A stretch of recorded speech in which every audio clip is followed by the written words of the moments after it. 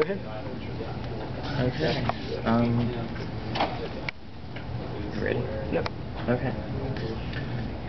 I'm Josh Holstein, and this is my the beginning of my loading screen for my Flash game, which is called Flash Game. A Flash game about making Flash games. Creative, huh? For the loading screen, you would have the Grim Reaper walking in from the right side of the screen toward the middle. Then he would stop in the middle and turn to face the computer. Take a drag from a cigarette, and then let his arm down. Being as he doesn't have skin to grip with, the cigarette falls and lands on his robe, setting him on fire. His thoughts here are, oh, not this again. And then he pans off screen. Out of the smoke ball that would come out of this would be SpitFire Games, the, what would you call that?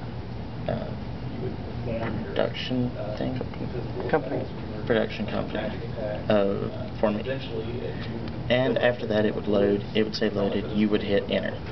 And you would go to the title screen. The title screen would have a selection box that would start out on start. There are several options, some of which are locked, some of which are not. For the example, you'd be able to put in codes to unlock more of them, but as you play through they'd unlock naturally. Seeing as we're trying to show off the game, we're going to move down to continue, which is highlightable and unlocked, as you can see, and then it would go, after you hit enter, over to the screen where you would get a big yellow diamond pointing at one of the things. You'd hit enter again and the diamond would tick in, and then it would load the beginning of the game. Because your timer is set at 0, it's saved before the first scene. So you'd go into a blank room, a computer lab.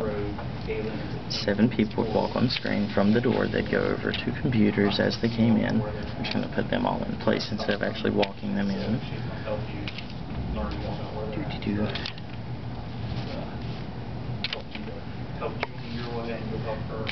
You have 6 students and the professor character.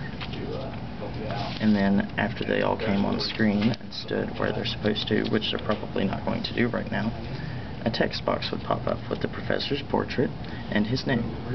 Then he would talk, and you'd hit enter after this. It would continue through the text and on. However, for the purpose of demonstrating, we're going to skip ahead a little bit into a fight scene, which would happen after several other scenes in the intro, which is over here. We join them in mid-combat. They've already been fighting for a couple of rounds. One of the enemies is already injured, and it has come up to be Jacob's turn. So when Jacob is selected, the menu overlays there with a selector arrow, which you can move down and up. Then you'd hit enter to select attack.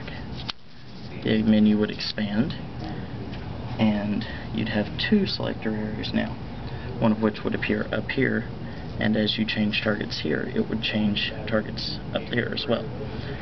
You choose to attack that one, fill up 1, you'd hit enter, this would vanish, selection arrows would all vanish, and then an animation would go through of Jacob attacking the pillow.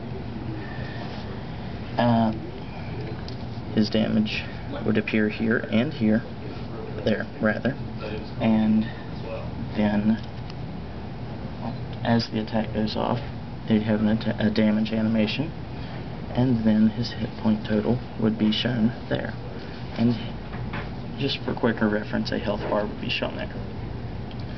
First section is damage, second section is damage being taken, the third section is remaining health.